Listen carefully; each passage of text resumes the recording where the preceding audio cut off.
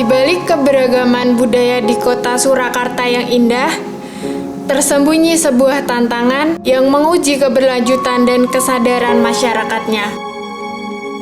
Selamat datang dalam perjalanan melalui jantung kota ini, di mana di balik setiap langkah maju masih akan ada tantangan besar yang harus diatasi. Setiap langkah di dalamnya akan menjadi bagian saksi bisu untuk mengungkap sebuah cerita yang besar di baliknya.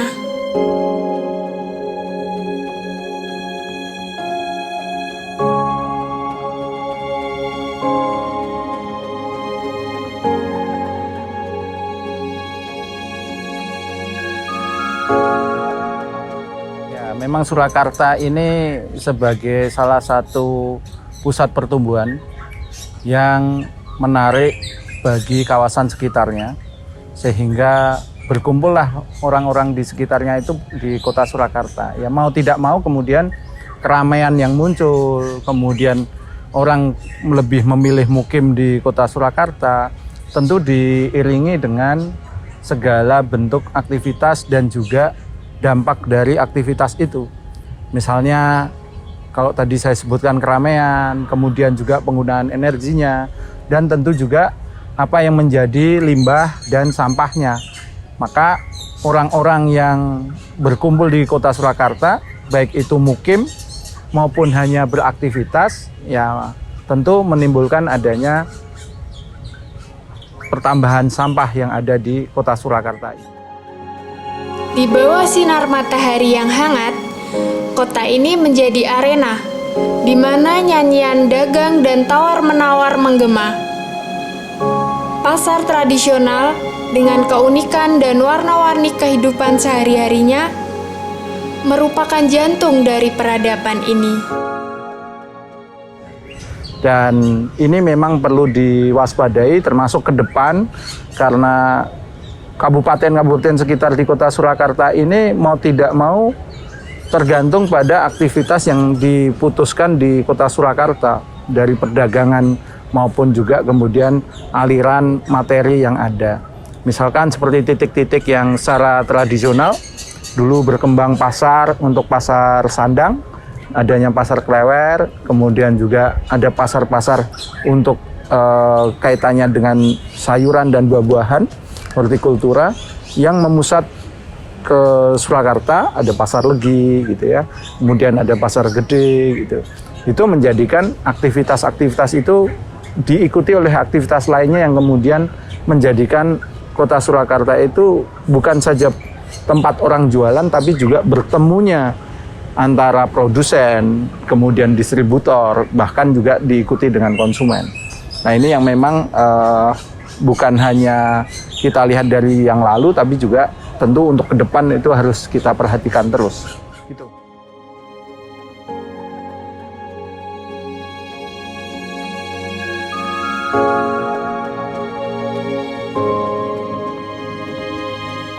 Setiap langkah yang kita ambil, setiap aktivitas yang kita lakukan, membawa konsekuensi yang tersembunyi. Pada setiap sudut kota ini, masyarakat tanpa sadar terlibat dalam sebuah siklus baru.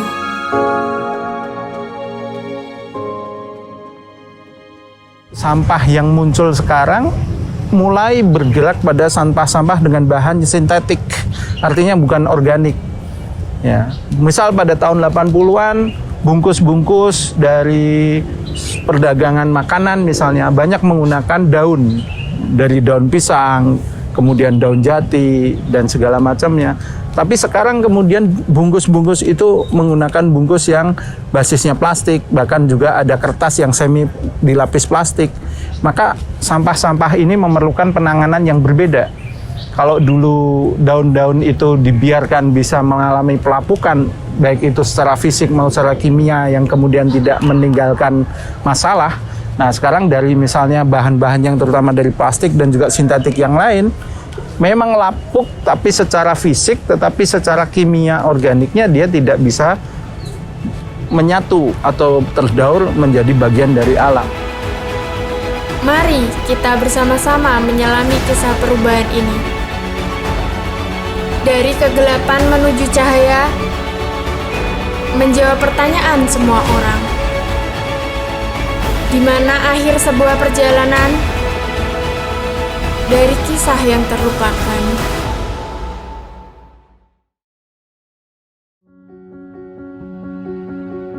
Di sudut kota Surakarta yang jarang terjamah, terletak suatu tempat yang mencerminkan sisi lain dari kehidupan perkotaan.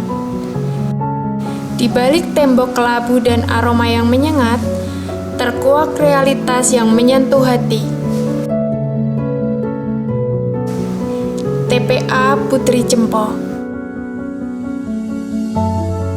tempat pembuangan akhir sampah kota, menjadi saksi bisu dari beban yang ditanggung oleh masyarakat Surakarta.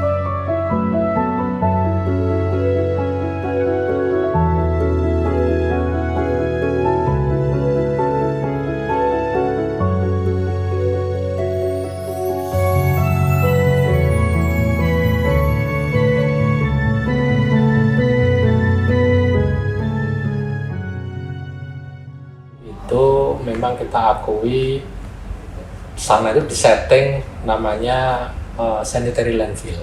Jadi sanitary landfill itu sampah ditumpuk, kemudian dipanen metannya, gas metannya, sehingga gas metannya bisa dimanfaatkan salah satu untuk energi. Itu memang dalam teorisasi ya. Jadi ada selang-selang dan seterusnya yang terpasang begitu.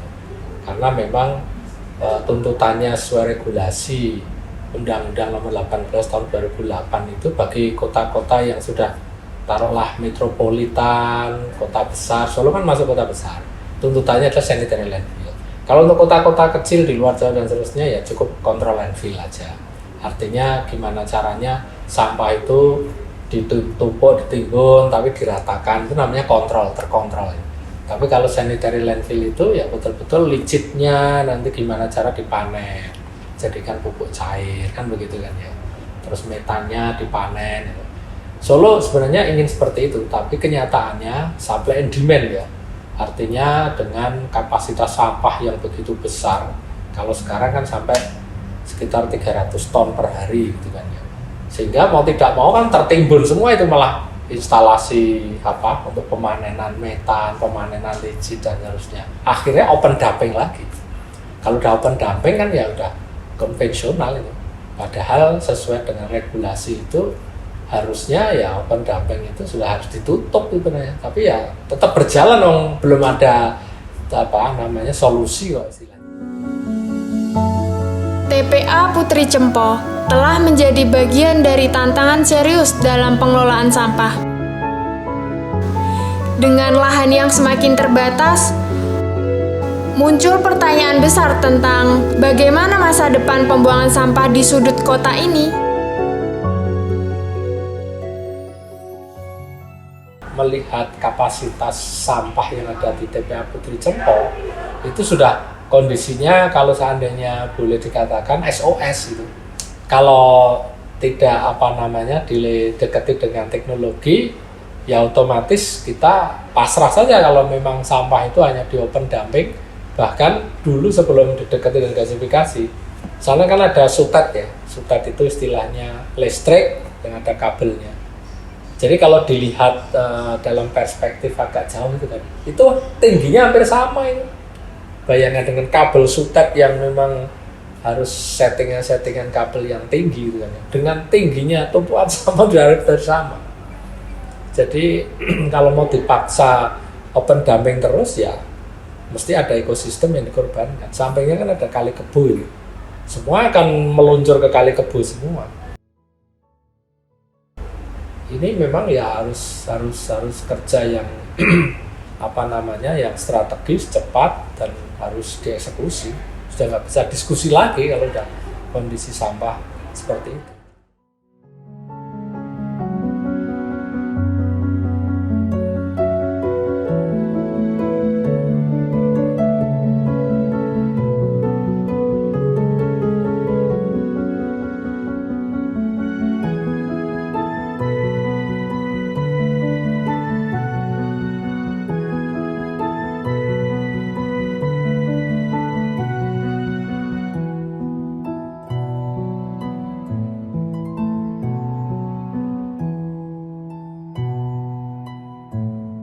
Jadi memang sapi itu kan makanannya kan memang mereka herbivore ya. Dan kebetulan mungkin masyarakat sekitar itu ternak sapi. Mungkin kalau mereka harus memberi makan, harus ngarit dan seterusnya gitu kan ya. Sehingga butuh energi ya kan, butuh waktu. Sehingga sapinya diumbar itu apa? Dilepas liarkan di situ. Sapi mencari sendiri dia. Biasanya kan sampah-sampah dari pasar itu kan banyak dedaunan, banyak sisa-sisa buah. Yang memang itu sapi suka dengan makanan itu, sehingga memilih. Cuman sapi kan beda dengan manusia ya. Mereka mungkin memilih dan memilahnya itu pokoknya di mana ada dimakan. Padahal bisa jadi makanan yang di asupan sapi itu sudah terkontaminasi dengan mungkin taruhlah limbah ya, mungkin ada dari puskesmas ya kan, yang rawat jalan dan seterusnya. Mereka kecampur di situ. Padahal itu mungkin ya sedikit ada yang infeksius, ada yang mungkin logam-logam berat seperti baterai bekas itu kan ya dibuang, bekas lampu. Orang nggak paham itu mau dibuang ke mana itu ya, salah satunya campur saja lah diambili ya kan, sehingga mungkin ada PB dari baterai bekas itu. Kemudian karena ada cairan di situ ya, cairannya itu kan otomatis terkontaminasi dengan PB. Kemudian cairan itu kemudian membasahi dari salah satu lembaran daun. Lembaran daunnya itu yang diasup oleh sapi. Selesailah sudah hidup siklusnya kan, sehingga itu sudah dengan sukses terbawa dalam pencernaannya sapi. Dan itu berhari-hari, berminggu-minggu, dan bertahun-tahun beranak pinak di situ sapi dan seterusnya. Jadi kalau adanya ada penelitian yang mengatakan, oh iya kandungan PB-nya ada di dalam darah dan dagingnya sapi, memang betul. Artinya kemungkinan itu sangat besar.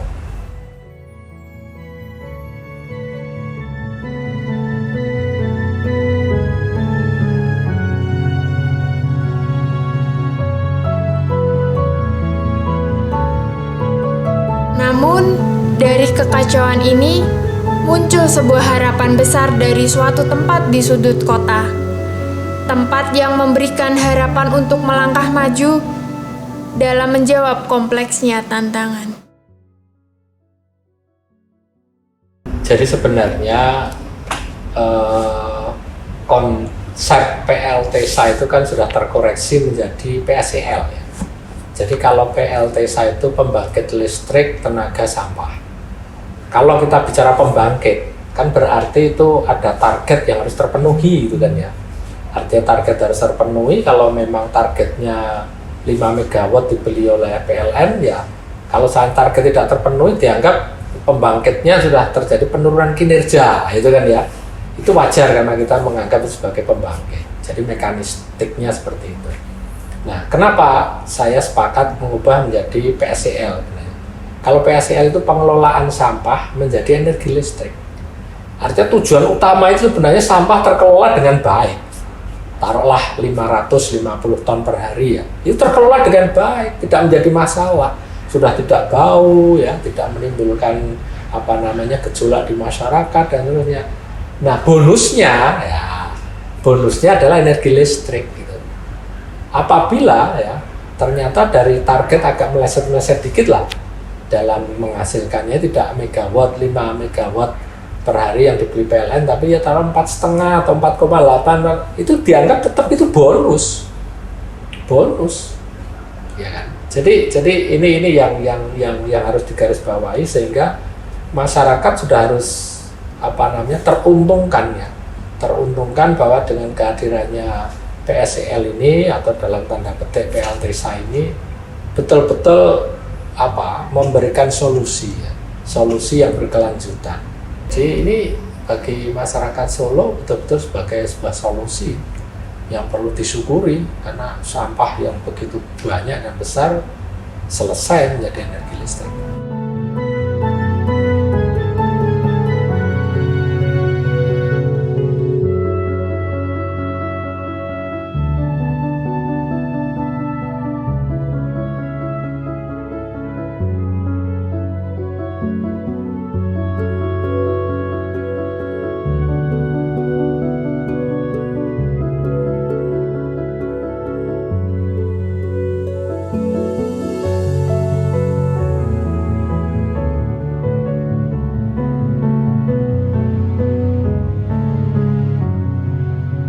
yang jelas lebih tertata ya. Artinya lebih tertata itu mungkin karena jumlah pemulungnya sedikit demi sedikit kan pasti akan teralihkan toh, yang dari kerja konvensional tadi, ngambili, dicudii dan seterusnya itu ya. Mereka jadi ada di bed conveyor, mereka tertata, berjajar gitu kan ya. Jam kerjanya tertata gitu kan ya. Safety-nya juga mulai terfikirkan gitu kan ya. Juga mereka itu dari aspek jaminan kesehatannya, karena memang betul-betul dalam koridor PT SCMPP lah, sebuah perusahaan yang profesional yang mengatur itu. Kemudian sapi-sapinya mau tidak mau kan tidak akan dikandangkan, jadi tidak liar itu. Dikandangkan itu ya siapa yang punya di situ, di desa-desa itu ya dikandangkan, mulai diberikan asupan ya asupan seperti sapi, seperti semula lah istilahnya. Jadi tidak liar seperti itu gitu kan ya. Jadi kondisinya akan semakin tertata, semakin bersih gitu kan ya. Dan kemungkinan ya, saya istilahnya dengar-dengar juga besok kalau udah flat lahannya kan jadi lahan kosong gitu kan ya. Tapi memang kita akui mengandung mikroplastik, karena memang plastik yang tertimbun lama kan mereka akan terdekomposisi menjadi partikel-partikel yang lebih kecil kan, mikroplastik. Maka jangan dijadikan media tanaman yang edible. Edible itu yang bisa dimakan, pisang, ketela gitu kan ya. Itu kan nanti dimungkinkan kalau ada jejak mikroplastik, biasanya ada juga yang nanoplastik yang memang sudah terurai menjadi ukuran nano. Ini kan bisa masuk dalam sistem pencernaan tanaman-tanaman itu. Kalau seandainya nanti tanamannya menghasilkan buahnya dianalisis ternyata ada kandungan nanoplastik, lah ini kan jadi rantainya kan konsumen yang paling akhir kan manusia. Ini bahaya. Maka saya sarankan tanamannya, rumput, jangan rumput ya, sekaligus saja rumput yang kualitas bagus, rumput golf, sehingga bisa untuk lapangan golf. Karena Solo memang selama ini tidak punya fasilitas lapangan golf yang bisa untuk area refreshing gitu kan ya. Ini jadi sangat mendukung sebenarnya perencanaan seperti ini. Kalau rumput kan memang nggak ada yang makan, nggak boleh sapi masuk di lapangan golf, nggak boleh. Memang betul rumput yang dipelihara.